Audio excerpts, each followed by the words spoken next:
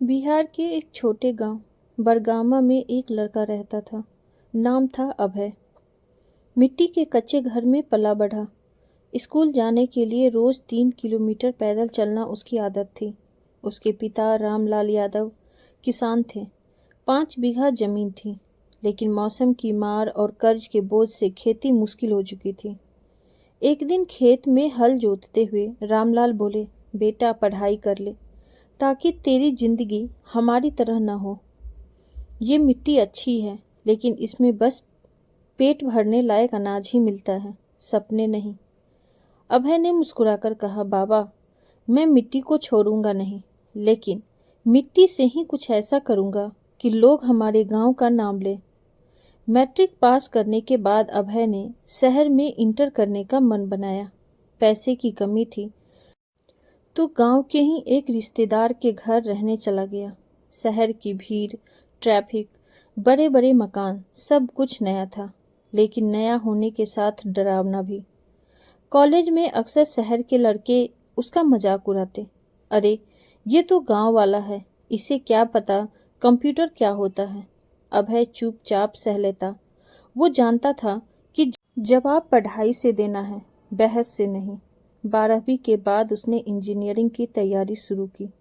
गांव के माता पिता का सपना था कि वह एक दिन बड़ा आदमी बने, लेकिन पहले ही साल में इंट्रेंस में फेल हो गया था।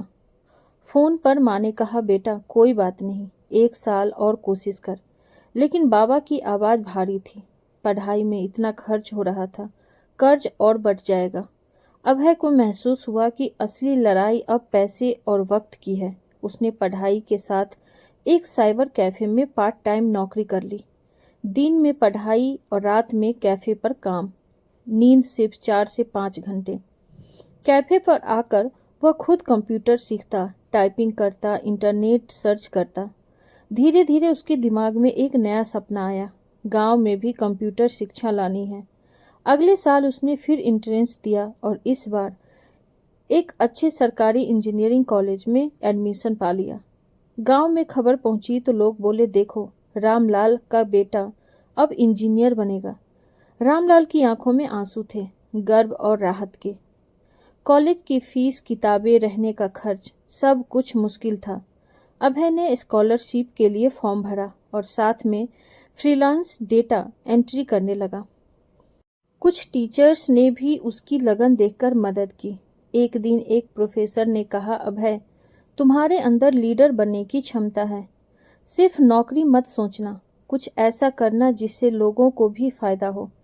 डिग्री पूरी होने के बाद उसे शहर में एक अच्छी नौकरी का ऑफर मिला, लेकिन उसने सोचा, अगर मैं गांव लौटकर वहां एक कंप्यूटर ट्रेनिंग सेंटर खोल दूं, तो कितने बच्चे बदल जाएंगे। उसने नौकरी छोड़ने का फैसला किया। दोस्त और रिश्तेदार हैरान थे, इतनी अच्छी सैलरी छोड़कर गांव जाएगा, पागल है क्या। अभय ने बस इतना कहा, पैसे कमाने से पहले इंसान को फर्क डालना चाहिए। गांव लौटते ही उसने पुराने स्कूल के पास एक कमरा किराए पर लिया। अपने बचाए पैसों और एक छोटे बैंक लोन से 5 कंप्यूटर खरीदे।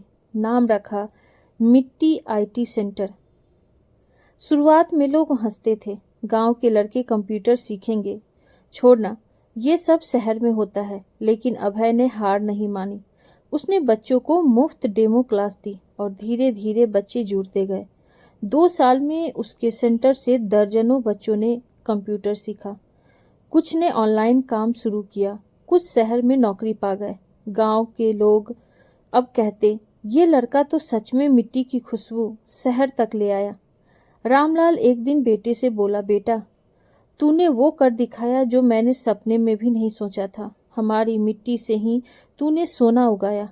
अभय मुस्कुराया, बाबा, मिट्टी छोड़कर कोई बड़ा नहीं होता, बस उसे नए बीज देने की जरूरत होती है। दोस्तों, हालात चाहे जैसे हों, सपने देखना मत छोड़ो।